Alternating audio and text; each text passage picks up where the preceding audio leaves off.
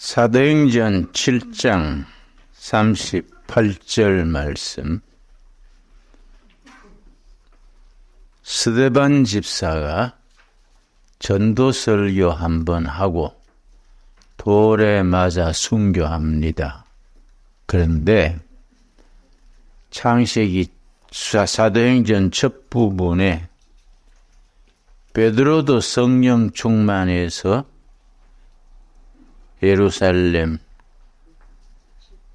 시내에서 설교하니까 마음에 찔려 3,000명이 회개하고 교회로 돌아왔습니다. 같은 시기에 스데반도 예루살렘 시내에서 전도 설교를 했는데 돌에 맞아 죽었습니다.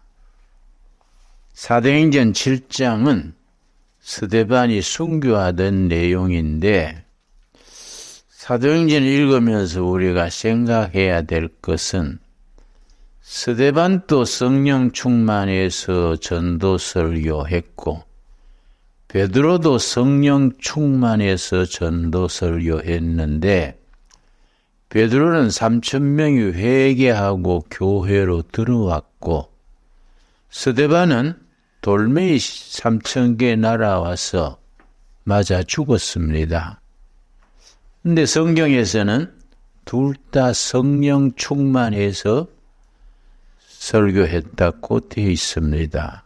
그러니 우리가 성령 충만을 구할 때에 알고 있어야 됩니다.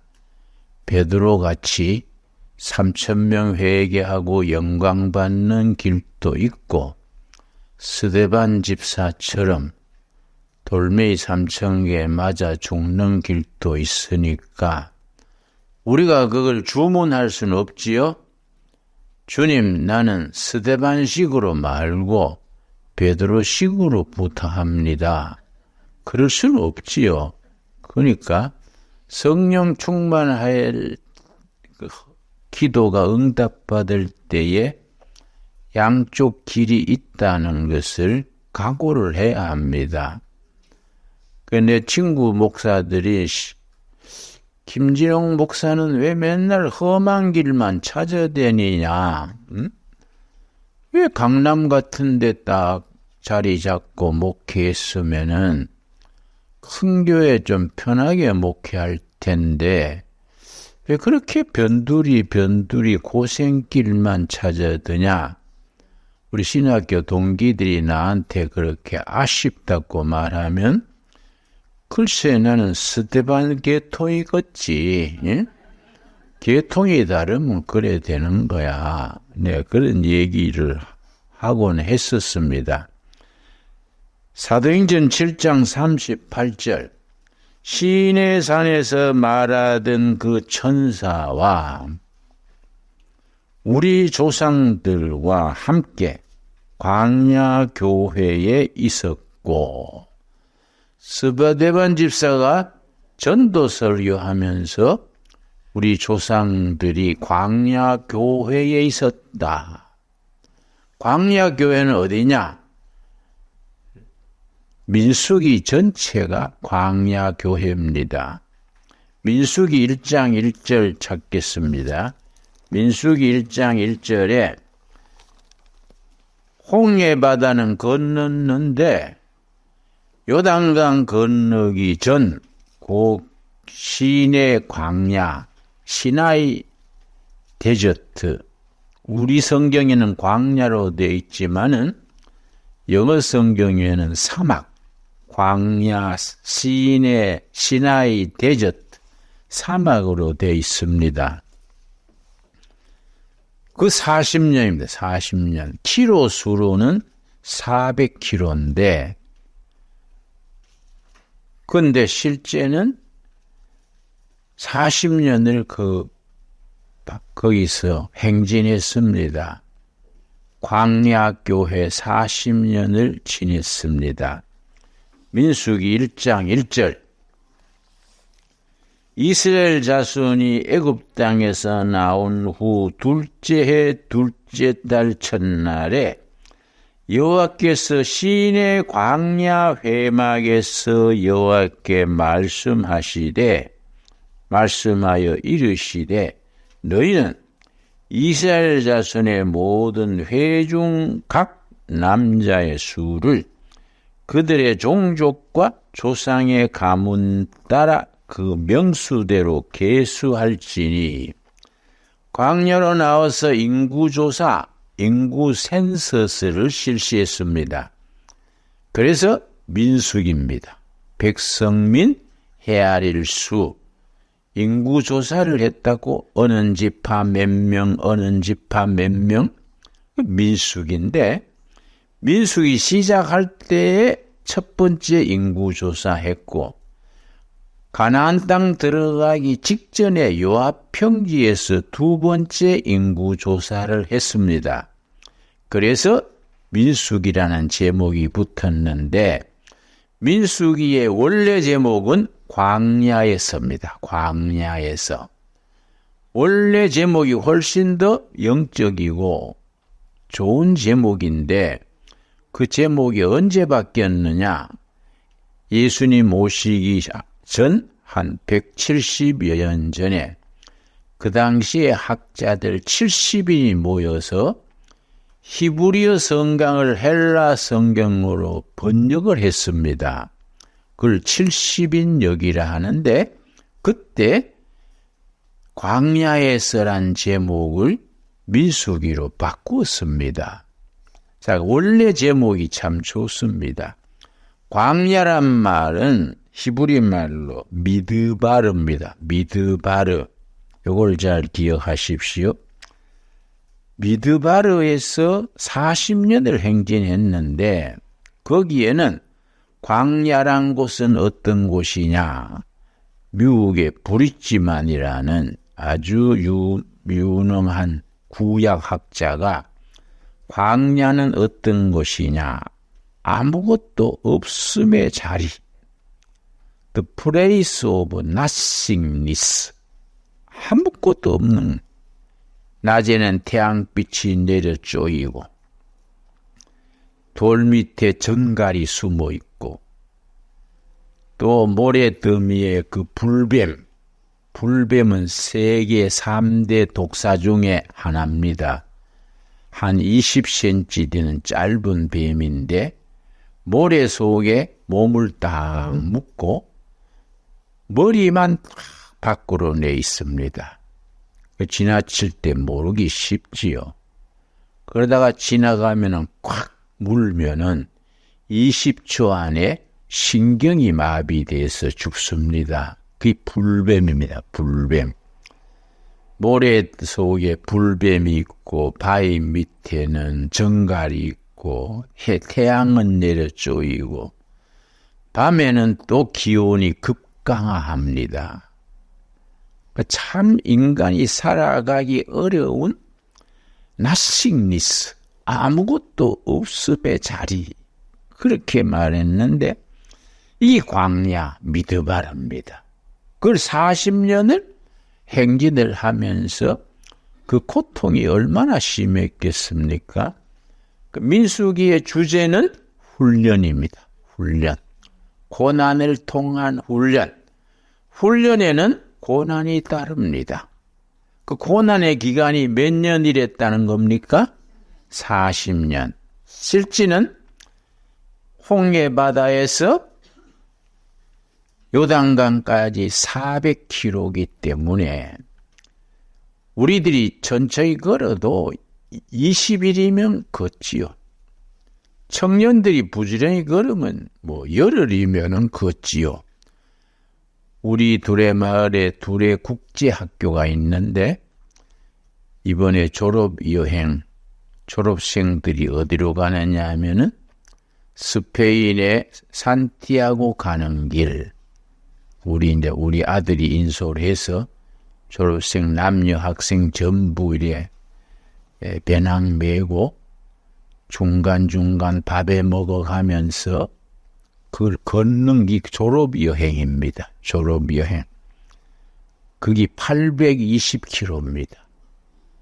그 산티아고 가는 길이 820km인데 고등학교 3학년 졸업 여행을 그걸 걷는 겁니다. 그 절반의 거리가 시내 사막이지요. 근데 광야가 미드바르인데 미드바르는 단어의 동사를 만들면 다바르입니다. 다바르. 다바르는 의미가 뭐냐? 말씀을 들어 순종한다. 그걸 줄여서 청종한다. 왜냐? 광야에 희망이 없으니까. 아무것도 의지할 데 없고 최악의 열악한 환경이니까 하늘의 말씀을 듣는 겁니다. 그래서 우리에게는 고난이 축복이 됩니다. 어떤 축복이냐? 하나님을 만나게 되는 축복이지요. 자, 그래서 미드바르 광야의 동사가 다바르다. 다바르는 뜻이 말씀을 들어 순종한다. 그런데 다바르의 획을 하나 고치면은 드바르가 됩니다. 드바르. 드바르는 지성소입니다. 지성소. 지성소는 하나님을 만나는 자리. 우리 영혼이 심한 고난과 좌절과 역경 속에서 살아계신 하나님을 만나는 자리. 그게 지성소입니다. 지성소. 그래서 광야 40년의 그 행진이 지성소가 이루어지는 거지요. 하나님을 만나게 되는 여행이지요. 우리 인생길에는 두 가지가 있습니다. 나그네 길이 있고 순례길이 있습니다. 하나님을 모르는 사람들은 나그네 길을 걸어가지요. 대중가요도 있지요. 남진이 불렀습니까? 나훈아가 불렀습니까? 인생은 나그네 길, 어디서 왔다가 어디로 가는가? 이거 나그네 길, 방향이 없습니다. 근데 순례길은 우리들 크리스찬들은 나그네 길이 아닙니다. 순례길입니다. 천성을 향해서 목표가 있습니다. 그러고 순례길을 걸어가는 동안에 우리 마음속에 온갖 역경, 고난, 원통한 일 속에서 부르짖어서 말씀 듣고 지성소가 세워집니다. 하나님을 만나게 됩니다. 그래서 사업이 부도나고 자식이 말썽 부리고 집안이 어려울 때 우리가 시내 광야에 순례길을 걷고 있구나. 그 앞에 가나안 땅이 보여야 돼요. 요단강 도착할 때까지 하나님 기쁨으로 받아들이겠습니다. 그렇게 가는 겁니다. 내 친구들이 김 목사는 좀 편하게 목회하면 될 텐데 왜 그리 고생을 싸서 하냐. 그럼 내가 한결같이 대답합니다. 목사가 고생하는 자리요.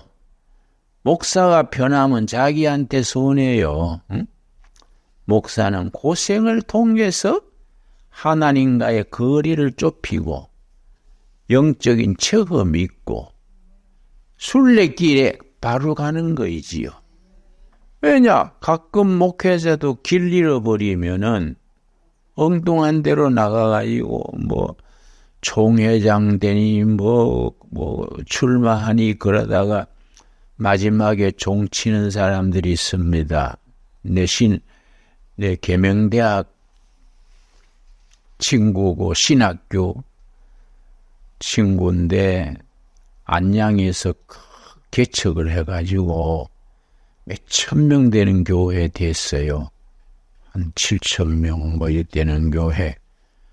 근데 은퇴하기 전에 총회장 나갔다가 총회장 되는 데에 2당 3락 그래요. 20억을 쓰면 떨어지고 30억을 쓰면 된다. 그러다가 이해가 안 가는 거야. 목사가 뭘 해가지고 평생에 20억 30억 모으냐. 응? 왜 그런데 돈 쓰냐?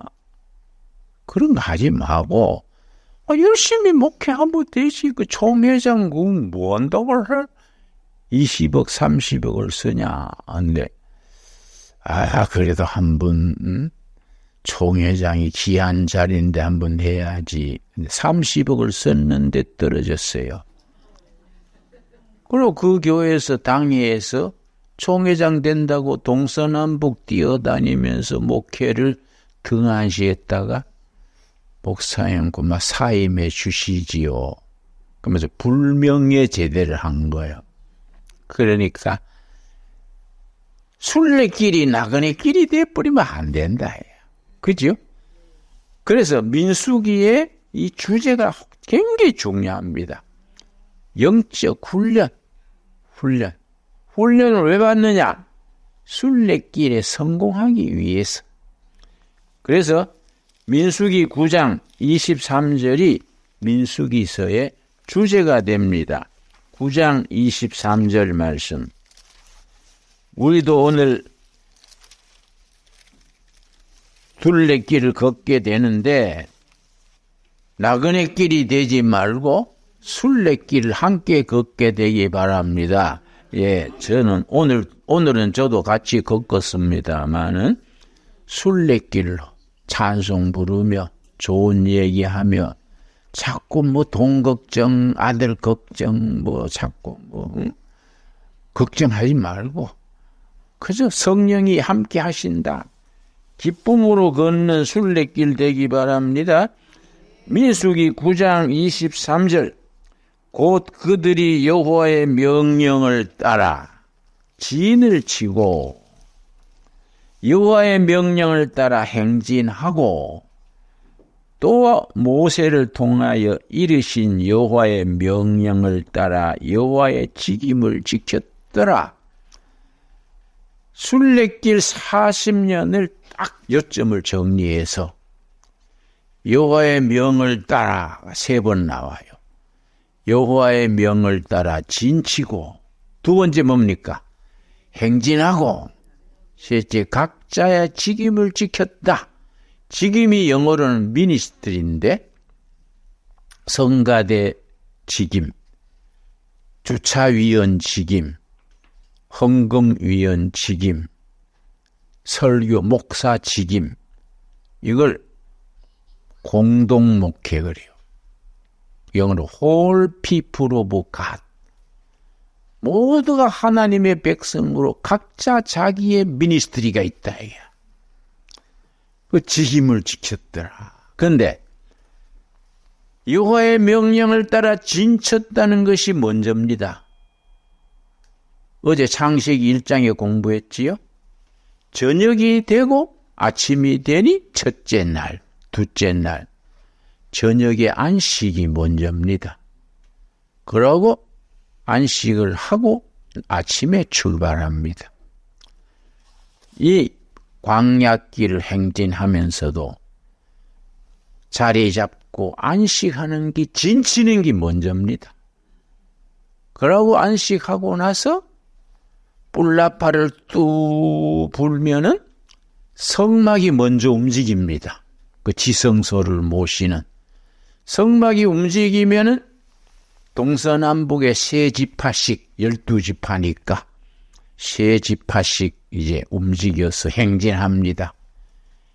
저녁나절에 선발대가 묵을 장소를 정하면 또 뿔나파를 반드시 숫 염소 뿔로 만든 나팔입니다. 왜 반드시냐?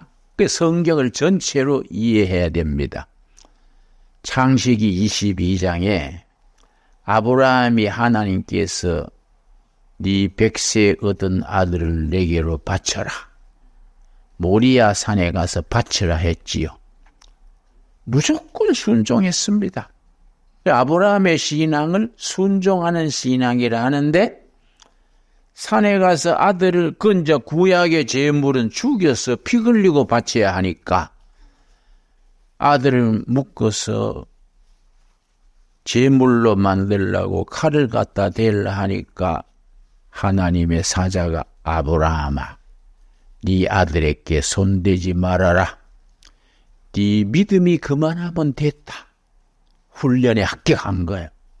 그런데 옆에 보니까 수풀에 뿌리 걸린 숫양이 있었습니다. 수풀에 뿌리 걸린 숫양. 그걸 하나님이 제물을 예비해 두셨구나. 그걸 여호와 이레 그래요. 여호와께서 성도에게 필요한 것을 미리 준비하신다. 여호와 이레 신앙입니다. 그러니까 아들 대신에 숫양을 제물로 바쳤지요.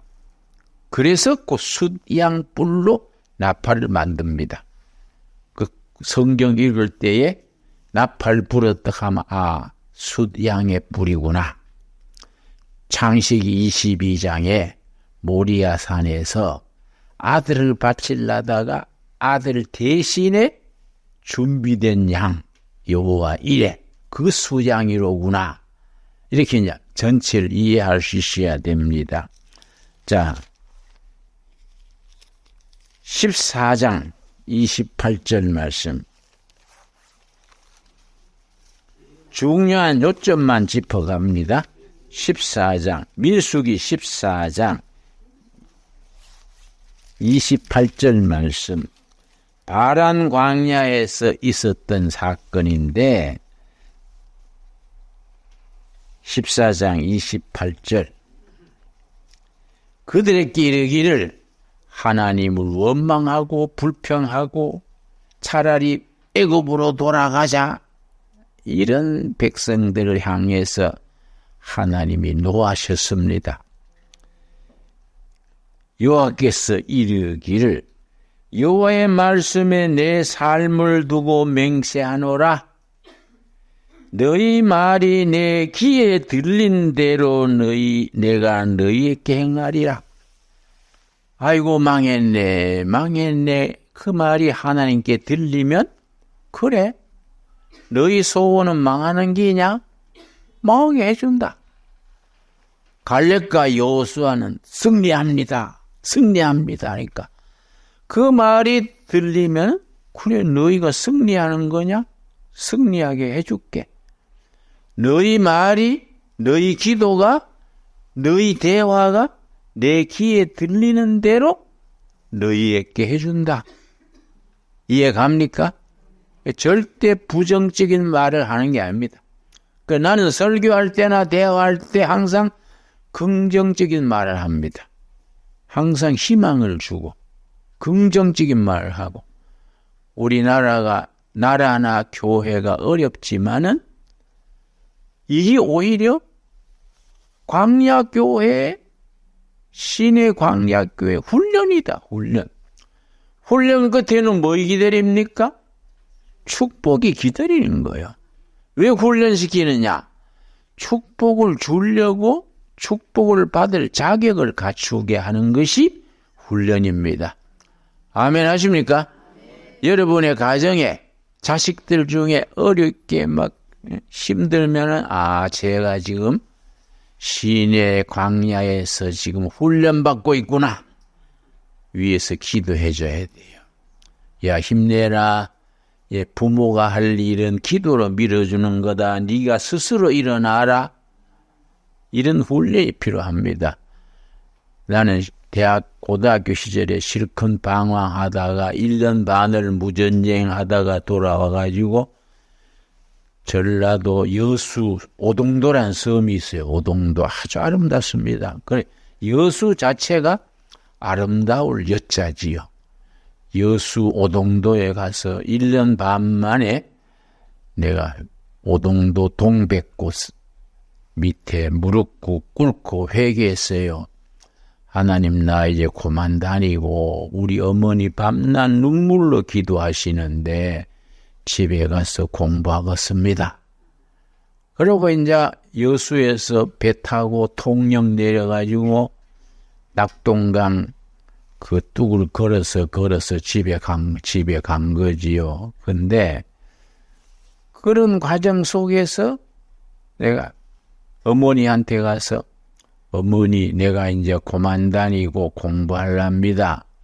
그랬더니 어머니께서 그래 니는 공부해야 될 사람이야.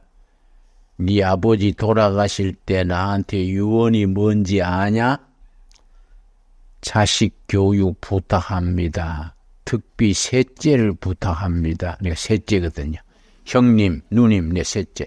셋째를 부탁합니다. 걔는 뭔가 중요한 아이니까 셋째는 꼭 교육시키십시오. 아버지 유언이요. 그래 어머니가 너희 아버지가 왜 그 말했니 모르겠어. 그 내가 중간에 좀 빗나가고 뭐 학교 가다가 내가 캐리 쿠퍼 영화를 좋아했어요. 학교 가다 보면 캐리 쿠퍼 영화가 프랑크가 되는데 그날이 마지막 날이라. 아이고 내가 가서 인사해야지. 그러고 학교 가다가 가방 들고 캐리 쿠퍼 영화 갔어요. 돈이 없으니까 교과서 팔아서 갔어요. 어? 캐리 쿠퍼는 내가 갔는지도 모르지. 이제 그런데 내 어머니가 하루는 날 부르시더라고. 야, 내가 네 삼촌들이 말하는데 네가 뭐 학교 가다가 극장 가고 뭐 그랬다는데. 예, 맞습니다. 그러니까 그래. 네가 알아서 해라마는 이 애미가 네 위에 할 건 기도밖에 더 있냐마는 네 아버지 유언을 생각해라.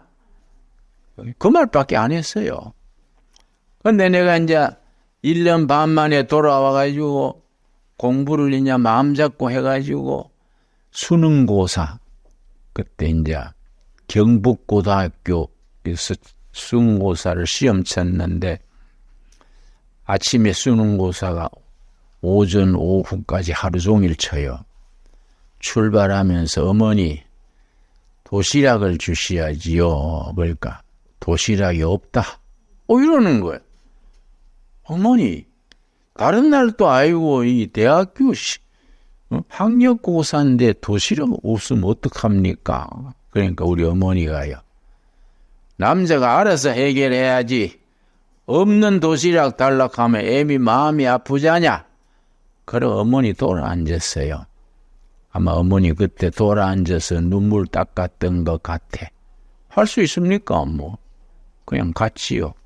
경북고등 가가지고 오전 4시간 시험 치고 오후 2시간 남았는데 점심시간에 누나 뭐 할머니 엄마 와가지고 뭐 교실에 와당에 도시락 먹는 거예요. 어머니가 남자는 그걸 알아서 하라 했는데 경북고등학교 마당에 포포라가 있어. 포포라 가지를 꺾어가지고 젓가락을 만들었어. 젓가락을 딱 뒷짐하고 운동장에 도는 거예요. 마을 친구, 교회 친구, 학교 친구. 만나면 저는 뭐 도시락 못 가와서 좀 끼어듭시다. 다 환영하지요. 음식을 넉넉하게 가져오잖아요. 그래서 이제 같이 좀 먹다가 또 다른 집으로 옮겼어요. 내 집을 돌아서는 내 집, 친구 집, 내 집을 돌았는데 과식해버렸네. 네? 그 다음 시간이 수학이요, 수학. 과식을 해가 졸음이 오는데, 아이고, 수학 문제 푸느라고 욕받지요? 응? 그래도 성적은 내 성적이 제일 잘 나왔어요. 예? 그러니까 우리가 자식을 그래 길러야 돼, 자식을. 그죠?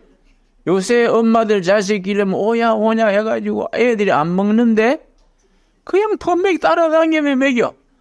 우리가 이제 일본 도쿄 신주쿠에 아버지가 택시했는데 그때 전쟁 끝나기 전에 막 쌀은 군인들이 먹고 만주 콩가루 콩백은 먹었잖아요. 옛날 쌀은 이제 군인들이 먹어야 하니까 시민들은 콩 가르는 그걸 맨날 콩죽이야. 맨날 콩죽. 그래서 내가 콩죽이 냄새 나고 싫더라고요. 그래서 내가 콩죽을 안 먹으니까 우리 어머니가요. 야야 그래도 딴 게 없다. 먹어라. 3번 딱 말씀하시더니 그 다음 말 안 하고 식사 끝나니까 치워버렸어. 되게 섭섭하더라고요. 사흘을 그냥 치워버렸어. 씨알 내가 안 먹으니까. 사흘 만에 배가 고파가지고 어머니는 먹으랍니다. 난 어머니 교육 옳다고 봐요. 안 그렇습니까? 그걸 먹어놓고 숟가락 들고 따라다니지 말고 그래 네가 알아서 해라.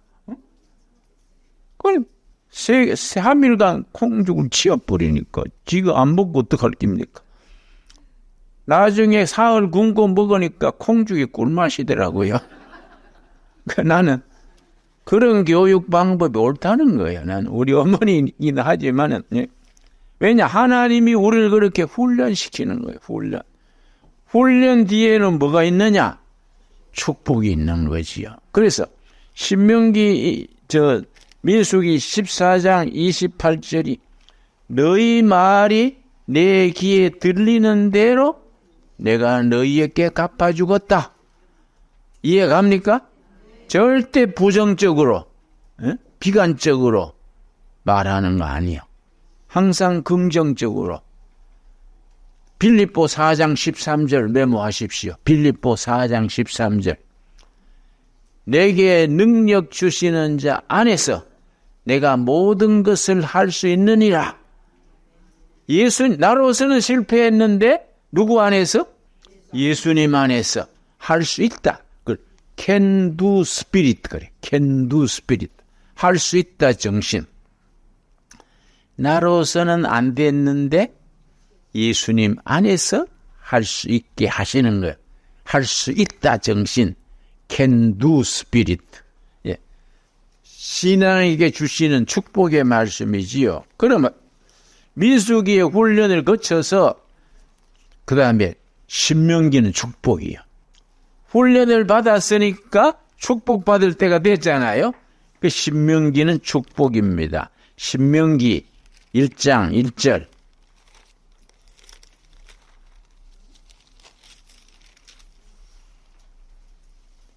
이는 모세가 요단 저편 숲 맞은편의 아라바 광야 곧 바란 도벨 라빈 하세롯 랴사일 사이에 이스라엘 무리에게 선포한 말씀이라. 자, 요단강이 보이는 자리 모압 평지에 마지막에 진을 치고서 신명기가 설교를 3번 합니다. 3번. 그때 모세 나이가 120세예요.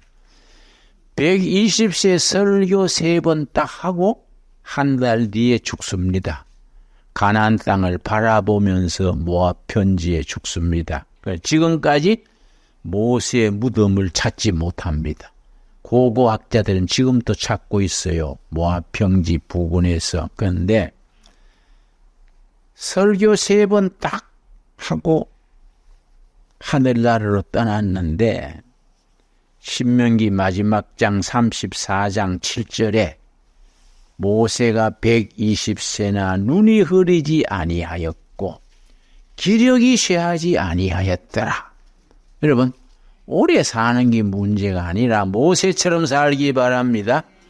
기력이 쇠하지 아니하고 보통 날처럼 일하다가 자는 듯이 천국으로 옮기는 겁니다. 그러니까 건강 관리해야 돼. 항상 우리 둘의 모임에는 성경 공부와 기도회와 운동을 같이 겸하는 거지요. 모세처럼 기력이 쇠하지 아니하고 일하다가 천국으로 옮겨가기 위해서. 신명기는 모세 설교집입니다. 근데 첫 번째 설교는 지난 과거를 돌아보라. 과거에 대한 희생. 우리가 광야 40년 애굽 종살이를 어떻게 지내왔느냐. 첫 설교요. 두 번째 설교는 하늘을 바라봐라. 이 광야 사막에서 이 참 불볕 더위, 밤의 추위, 불뱀, 정갈 사이에서 우리가 광야 40년을 지내올 때 하늘을 보고 살았지 않느냐. 두 번째 설교는 하늘을 바라보라. 주제가. 세 번째 설교는 미래를 바라봐라. 비전이요. 미래의 비전이요. 이거는 가나안 땅에 들어가서 하나님의 뜻을 따라 하나님의 나라를 이루는 미래. 신명기 3편의 설교 이해하셨지요? 그 중에 18장 5절 말씀. 신명기 18장 5절. 15절, 18장 15절.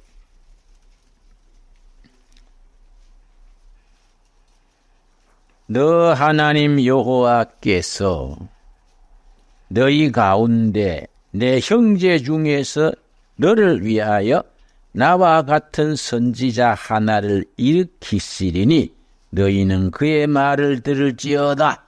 누구를 말하겠습니까? 오실 메시아 그리스도를 예언하는 거예요. 모세가 그 죽음을 앞두고 때가 되면은 나를 대신해서 선지자를 하늘이 보내주신다. 너희들은 그 선지자 메시아의 말을 들어라. 그래야 영혼이 살고 민족이 산다. 메시아에 대한 모세 예언이지요. 그런데 신명기 6장 4절이 신명기의 주제, 키워드, 대표가 되는 말씀입니다. 신명기 6장 4절.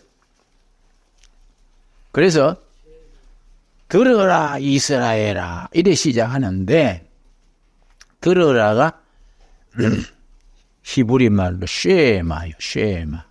근데 들어라 이스라엘 명령문이거든요. 문법 배울 때 생각나지요? 영어나 히브리어는 명령문은 동사가 먼저 나옵니다. 들어라 쉐마 이스라엘. 우리말은 이스라엘아 들으라지요. 히브리어나 영어는 들어라 이스라엘아 쉐마 이스라엘. 그래서 민족적으로는 우리가 이스라엘 국민이 아니지만은 영적 이스라엘, 하나님의 자녀, 영적 이스라엘, 하나님의 자녀들이 쉐마 들으라 이스라엘아. 우리 하나님 여호와는 오직 유일한 여호와이시니 유일하신 하나님. 이게 우리는 그러려 하지만은 그 당대의 혁명적인 생각입니다. 왜 그러냐? 고대 사회는 다실론 사회예요. 다실론. 히랍 신화에 있지요? 태양신, 아포로, 달신, 디오니게네스 심지어 달리는 신 누군지 아십니까? 나이키가 달리는 신이요. 온갖 신이 다 있어요. 신들의 얘기지요. 그리고 일본은 다신론 사회입니다. 하나님을 가미사마. 일본은 공식적인 가미사마가 6,000명이에요. 그런데 6,000명에 한 명이 더 들어왔어. 여호와 하나님이요. 그러니까 일본 사람들은 우리하고는 신관이 달라요.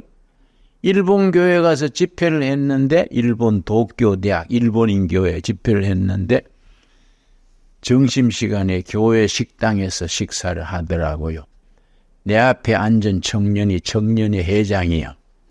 나한테 김 센세이 저는 오전에 교회에서 예배드리고 오후에 마을 사찰에 법회에 참석합니다. 그래서 어이구 바쁘네요. 응? 하루 2탕 뛰려면 바쁠 낀데 근데 왜 예수님 부처님 고루 그래 하루에 바쁘게 다니세요? 내가 그 말 듣고 참 기가 차더라고. 고루고루 해놓으면 한 군데는 아달이 안 되겠습니까? 이 농담이 아니요. 한 군데는 아다리가 된다는 거야. 네. 일본은 신관이 다릅니다. 신관이. 그래서 일본 동경대학 경제학 교수가 크리스찬인데 나하고 얘기하면서 앞으로 몇십 년 후에는 코리아가 일본을 앞설 것입니다. 왜 그래 생각하세요? 그때는 일본은 한 집에 차가 2대씩 있고 우리는 그냥 자전거 타고 다닐 때 아닙니까? 몇십 년 전인데 왜 그래 생각하세요? 그러니까 일본은 중심 종교가 없습니다. 가미사마가 6,000명입니다. 여호와 하나님을 믿어도 6,000명 중에 한 명으로 믿는다는 거예요. 그런데 한국은 장점이 있습니다. 우리 여호와 하나님이 유일신 하나님입니다. 종교가 달라, 종교가. 대한민국은 기독교가 들어오기 전에 하나님, 유일신 하나님은 하나님, 창조주 하나님은 하느님. 그래서 캐톨릭에서는 하느님이요. 하늘, 천주. 개신교에는 하나님, 유일신. 근데 중국은 또 달라. 하나님이 상제요, 상제. 황제 위에 상제요. 중국의 하나님은 황제보 위에 있는 끌빨 좋은 황제가 상제요, 상제. 중국의 신앙은 굉장히 경제적이고 정치적이고 유교 자체가 정치, 경제 이루어이지 종교라 하기가 어렵지요. 그런데 유독 중간에 있는 한국만 유일신 하나님을 섬겼어. 희한한 겁니다, 한국 사람이. 그래서 우리나라가 가지는 종교성이요, 종교성. 뛰어나. 그래서 기독교 들어오기 전에 하느님 이름이 먼저 있었어. 미국 선교사들이 들어와가지고 성경을 번역하는데 깜짝 놀랐어요. 어느 나라들이 선교가 들어가면 성경을 먼저 번역하는데 하느님 개념 찾는데 몇 년 걸려. 아프리카 한 종족은 하나님에 대한 컨셉이 없어. 그 말을 만들어내는데 7년 걸렸어, 7년. 근데 한국은 선교사들이 와보니까 딱 돼 있는 거예요. 하나님, 유일신 하나님. 일본은 다신교고, 중국은 상제 개념, 정치, 사회적인 개념인데, 유독 한반도에 있는 우리 한국인들은 한 분 하나님, 유일신 하나님이요. 그래서 복음을 잘 받아들이는 거지. 우리나라는 예수 잘 믿어야 복 받습니다. 우리나라는 기독교가 이 나라의 미래를 이끌어가게 돼 있습니다. 그동안에 좀 기죽어 있었는데, 왜냐? 요 좌익들이 우리 매스컴을 잡아가지고, 우리 데모할 때, 70년대 데모할 때부터, 신문 기자가 될 사람, 고등고시 쳐서 판검사가 될 사람, 학교 교사가 될 사람은 데모에서 뺐습니다. 너는 신분 노출하지 말고 고시 공부해서 판사 되라. 그러고 기자 될 사람은 기자 되는데 지장이 있다고 데모에 안 내세웠습니다. 이거 우리 좌익이 생긴 역사가 반백년 쌓아온 역사입니다. 그리고 걔들은 우리 데모하는 동안에 도서관에 앉아가 열심히 공부한 거예요. 그러니까 기자가 되고, 그 기자들이 지금은 편집국장, 지도자가 되니까 기사가 달라, 기사가. 딱 짜여 있는 거예요. 세상에 판사, 검사가 재판을 이상하게 하잖아요. 이 재판을. 세상에 나도 재판 선거법 위반으로 몇 번 받았는데, 검사가 나한테 대기 따지길래 내가 그걸 질문이라고 하시오? 그랬더니, 질문은 우리가 합니다. 피의자가 무슨 질문을 합니까? 그래서, 질문이 질문 같아야지, 응? 고시된 것의 둔죄는 아닌데, 그렇게 질문을 하세요? 길길이 뛰더라고. 무슨 이런 피의자가 있냐. 뛰봐야 지 손해지, 안 그래요? 그러니까 이 판검사들의 세계, 기자들의 세계, 그러고 정교조 교사들의 세계에 그렇게 길 넣는 좌익들이 몇십 년 쌓은 거예요. 그 세력이 지금 막차 타는 거예요, 막차. 요거를 걷어내는데 우리가 보수 애국 세력이 다 정신 통일을 해서 하면 3년 안에 재고 정리할 수 있어요. 3년 안에 정리가 됩니다. 근데 정치가가 잘해야 되는데 나 윤석열 대통령 참 복장을 치는 게 그 의사 분업, 그걸 선거 지난 뒤에 꺼내면 되겠더만은, 선거 전에 의사 2,000명 간다. 그 누가 그 생각했는지 모르겠어. 김 여사가 냈는지. 의사들이 다 머리가 좋잖아요. 우리나라 이런 의사 문제가 있으니 여러분 대안을 세워주세요.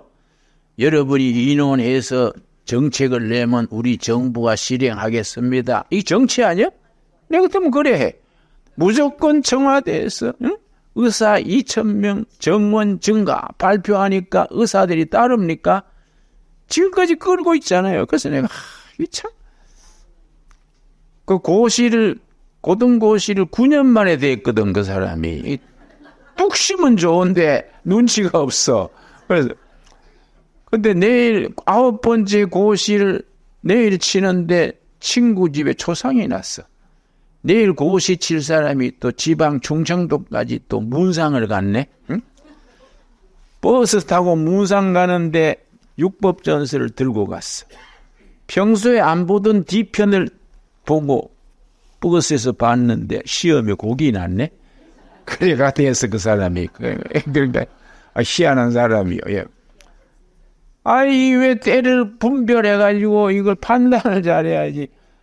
선거 앞두고 의사 2,000명 건드려 놓으면 그 의사들이 일어난 게 그 표가 갑니까? 아예 선거를 안 해버리는 거야. 안 해버리는 거야. 선거 투표율이 저조하잖아요. 참 답답해요. 너무. 가서 또 얘기를 하면 알아들어야 되는데 또 고집이 있어가 잘난 척하네. 아유, 그랬어. 그런 얘기 더 하면 열받고 성경 공부합시다. 성경. 내 말이 맞지 않습니까? 안 그래요? 답답할 때 거 가서 뭐 소리 욕해봐야 성질만 나빠지고 기도하는 겁니다. 기도합시다. 예. 들어라 이스라엘아, 쉐마 이스라엘. 이해하셨지요? 유독 한국만 유일신 하나님 신하예요. 일본은 가미사마가 몇천 명이라고요? 6천 명. 중국은 가미사마가 누구라고요? 상제, 황제 위에 상제. 한국만 천지를 지으신 하나님, 한 분이신 하나님. 이게 우리 민족이 이 축복받는, 그래서 동방의 이스라엘 그렇게 말합니다. 자, 5절. 너는 마음을 다하고 뜻을 다하고 힘을 다하여 너 하나님 여호와를 사랑하라. 하나님 사랑을 전심전력으로 사랑하는데 그 뒤에 네 가지가 있어요. 네 가지. 성경은 너무나 구체적입니다. 노노 맹자나 부처님 말씀은 추상적이에요. 선해라, 뭐 수도해라. 근데 성경은 구체적입니다. 하나님을 사랑하라. 그건 끝난 게 아니에요. 어떻게 사랑해라. 내용이 있어. 하나님 사랑에 네 가지가 있어요. 네 가지. 네 가지를 실천하는 것이 하나님 사랑이에요. 첫째는 6절 말씀. 신명기 6장 4절 6절. 오늘 내가 너게 명하는 이 말씀을 너는 마음에 새기고, 하나님 사랑의 첫째는 말씀을 마음에 새기는 것. 첫째. 둘째는 7절. 너 자녀에게 부지런히 가르치며 자식에게 철저히 하나님 사랑을 가르치는 것. 둘째. 그래서 아버지 어머니는 신앙이 좋은데 자식들은 신앙을 잃어버려.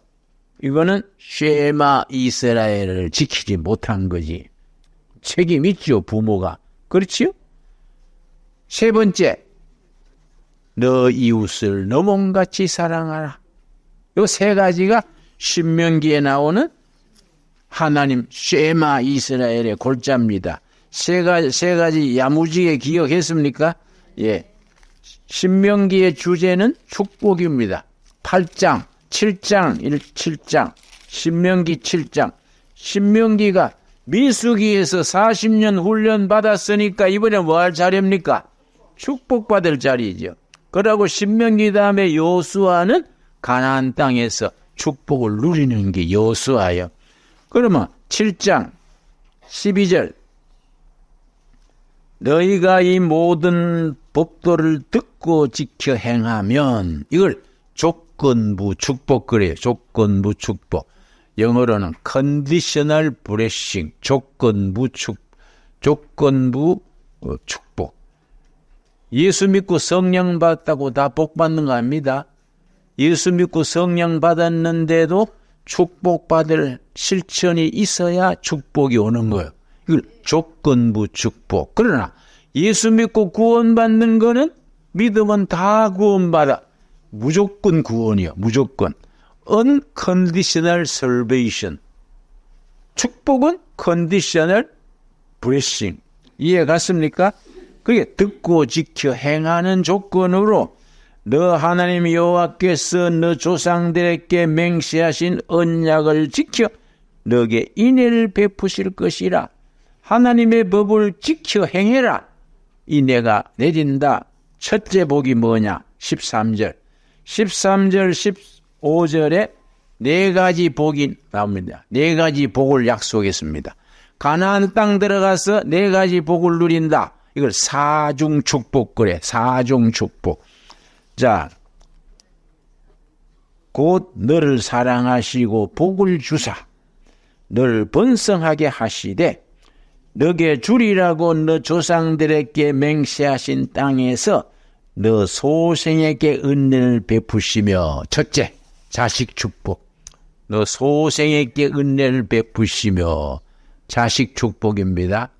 여러분 중에 혹시 남편 복은 없어도 자식 복이 있으면 오케이. 그것도 뭐 감사한 겁니다. 그지요? 응? 여러분 남편 너무 기대하면 안 됩니다. 아들이 셋이고 남편 있으면은 아들이 4명이라 생각하면 돼요. 넷째 아들이 제일 속색인 아들 하나 더 있는 겁니다. 그 남편으로 알면 돼요. 내 말 하는 것 같아서 내가 좀 안 됐는데, 예. 남편 기대하면 안 돼요. 옆에 있는 걸로, 감사하다. 예? 예? 그러고, 자식 축복이 첫째요, 자식 축복. 그렇지요? 남편이 뭐 시원찮고 기대 안 하면, 아이고, 자식이나 잘 키우자. 어? 뭐, 아멘 할 건 아니지만은, 알아들어야 돼. 예. 자식 축복. 너 토지 소산과 곡식과 포도주와 기름을 풍성하게 하시고 토지의 축복, 부동산의 축복, 기업의 축복. 두 번째 축복, 토지 소산의 축복.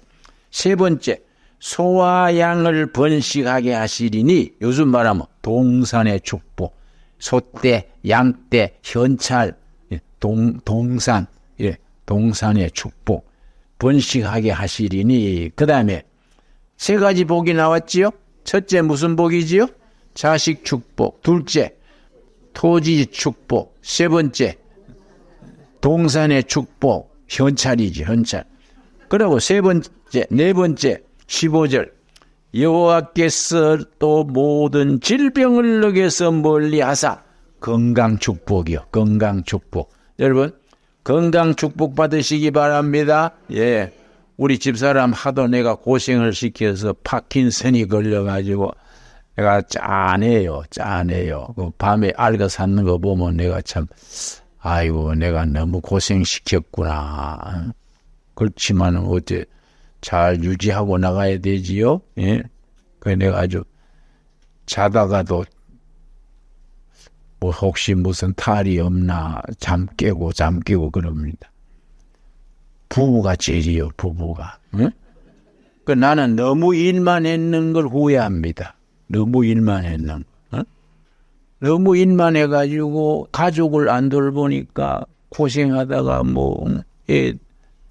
나중 파킨슨 걸려가지고 아야 하니까 마음이 짠하지, 그치요?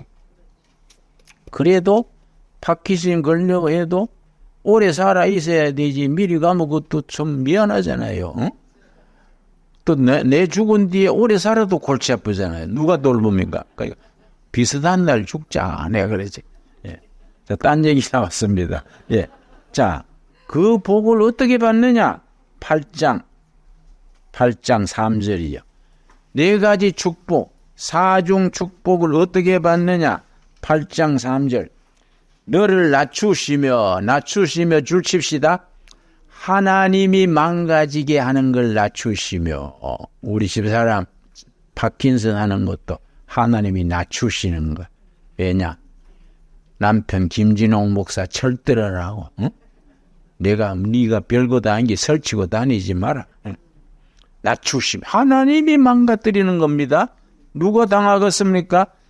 너를 낮추시며 너를 줄이게 하시며 또 너도 알지 못하며 너 조상들도 알지 못하던 만나를 너게 먹이신 것은 왜 심하게 하고 뒤집어 놓고 실패하게 하고 고통당하게 하느냐?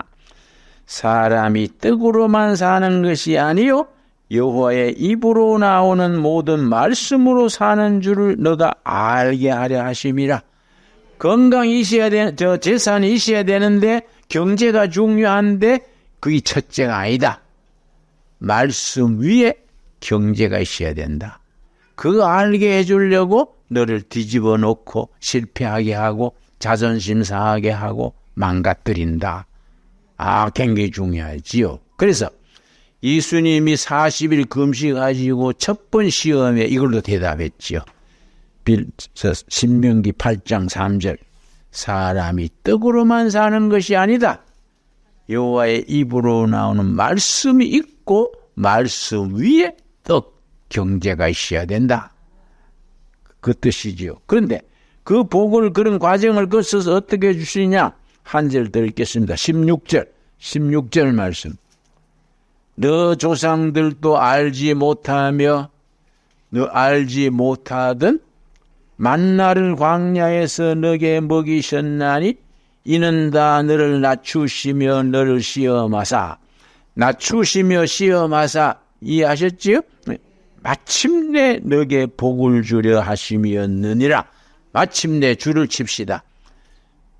하나님이 주시려는 건 축복인데 처음부터 주면은 감사한 줄 몰라.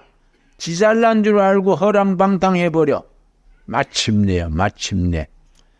시련하고 실패하고 아픔을 겪고 자존심 상하고 드디어 마침내 복을 주려고. 처음부터 복을 주면은 지 잘나서 복 받은 줄 알고 빗나간다 야. 영적 훈련을 거쳐가지고 마침내. 여러분 가정이 아직 복이 아님하고 자꾸 돈 꾸러 다니고 힘들거든. 우리가 아직 절차를 밟고 있구나. 마침내 때가 안 됐구나. 더 빨리 순종하고 정신 차리자.